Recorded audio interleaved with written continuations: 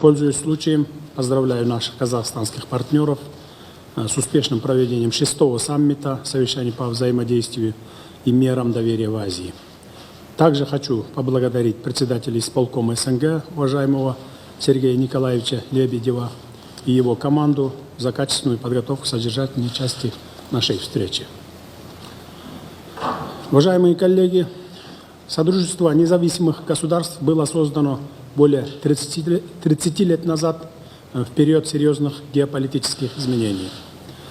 Особое внимание хочу обратить, что соглашение о создании СНГ от 8 декабря 1991 года, Алматинская декларация от 21 декабря 1991 года и Устав СНГ от 22 января 1993 года, Московская декларация СНГ о соблюдении суверенитета, территориальной целостности и неприкосновенности границ государств-участников СНГ от 15 апреля 1994 года, заложенные в них цели и принципы являются актуальными сейчас как никогда ранее.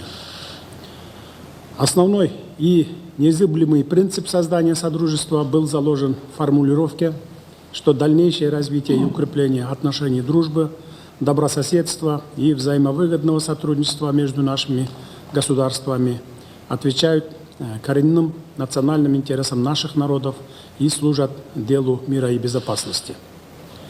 Особенно хотел бы подчеркнуть такой важный принцип, как уважение территориальной целостности друг друга и нерушимость существующих границ.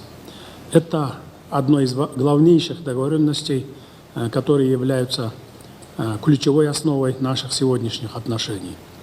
Хочу вновь подтвердить, что кыргызская сторона придерживается неизменной позиции о необходимости разрешения спорных вопросов исключительно мирным путем и политико-дипломатическими методами.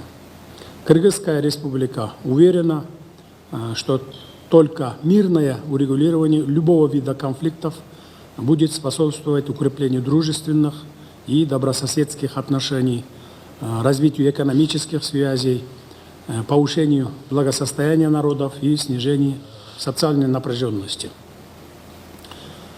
Уважаемые участники заседания, с 1 января 2023 года мы приступим к председательству в СНГ. Мы намерены и в дальнейшем использовать богатый созидательный потенциал СНГ через диверсификацию внешней торговли, обеспечение благоприятной среды для привлечения технологий и инвестиций, сохранение и развитие единого информационного, гуманитарного и культурного пространства, а также создание условий для комфортного пребывания граждан, государств-участников в странах Содружества. В рамках своего председательства Кыргызская республика подготовила концепцию председательства и совместно с исполкомом СНГ приступила к разработке плана мероприятий по его продуктивному проведению в 2023 году. В декабре текущего года концепция председательства Кыргызской республики в СНГ будет предоставлена в исполнительный комитет СНГ в соответствии с установленными процедурами. Хотел бы отметить, что в ходе своего председательства Кыргызская республика неизменно будет уделять большое внимание укреплению добрососедских и доверительных отношений между государствами, участниками СНГ, основанных на уважении интересов друг друга, с расширением и углублением взаимодействия разноуровневых интеграционных структур на пространстве СНГ. Кроме этого, приоритетными задачами являются вопросы изменения климата, природоохранная и экологическая тематика в прямой увязке с вопросами безопасности и устойчивого развития.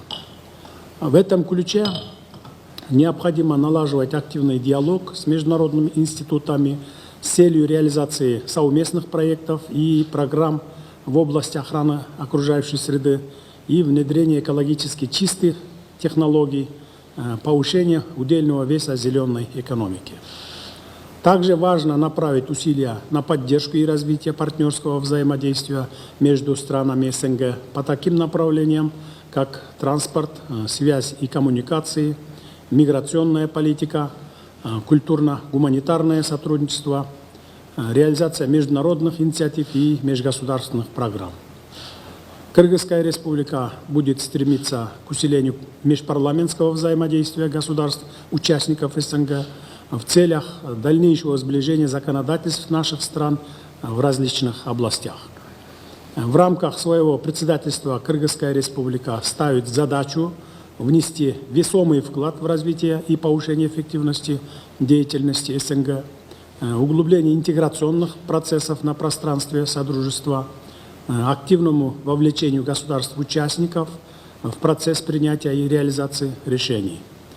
Со своей стороны хотел бы ответственно заявить, что Кыргызская республика совместно с сопредседательствующими с нами Республикой Казахстан и Российской Федерацией приложит все усилия к продуктивному проведению председательства в 2023 году.